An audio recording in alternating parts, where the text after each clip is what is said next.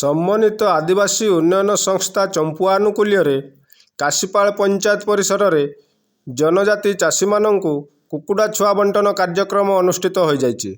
ଏହି କାର୍ଯ୍ୟକ୍ରମକୁ ମୁଖ୍ୟ ଅତିଥି ଭାବେ ଚମ୍ପୁଆ ବିଧାୟିକା ଶ୍ରୀମତୀ ମୀନାକ୍ଷୀ ମହାନ୍ତ ଉଦ୍ଘାଟନ କରିଥିବା ବେଳେ ସମ୍ମାନିତ ଅତିଥି ବକ୍ତା ଭାବେ ଆଦିବାସୀ ଉନ୍ନୟନ ସଂସ୍ଥାର ପ୍ରକଳ୍ପ ପ୍ରଶାସକ ଜୟଶ୍ରୀ ମଲ୍ଲିକ, ପ୍ରକଳ୍ପ ପରିଚାଳକ ସେବା ସ୍ମୃତି ଦାସ, ପ୍ରକଳ୍ପ ସଂଯୋଜକ ସନ୍ତୋଷ ପ୍ରଧାନ ପ୍ରମୁଖ ଯୋଗ ଦେଇଥିବା ବେଳେ କାଶୀପାଳ ସରପଞ୍ଚ ଜୟକୃଷ୍ଣ ନାୟକ, ରଙ୍ଗାମାଟିଆ ସରପଞ୍ଚ ମାଧୁରୀ ନାୟକ, କରଞ୍ଜିଆ ସରପଞ୍ଚ ସୁପ୍ରିୟା ମୁଣ୍ଡା, ଭଣ୍ଡା ସମିତି ସଭ୍ୟା ଯୋଗ ଦେଇଥିଲେ।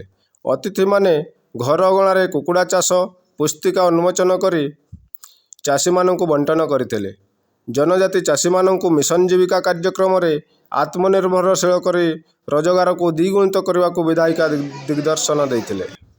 କାର୍ଯ୍ୟକ୍ରମକୁ ଓସ୍କା ର ସଂଯୋଜକ ପ୍ରଦୀପ ମହାନ୍ତ, କେଶବ ମହାନ୍ତ ପ୍ରମୁଖ ପରିଚାଳନା କରିଥିଲେ।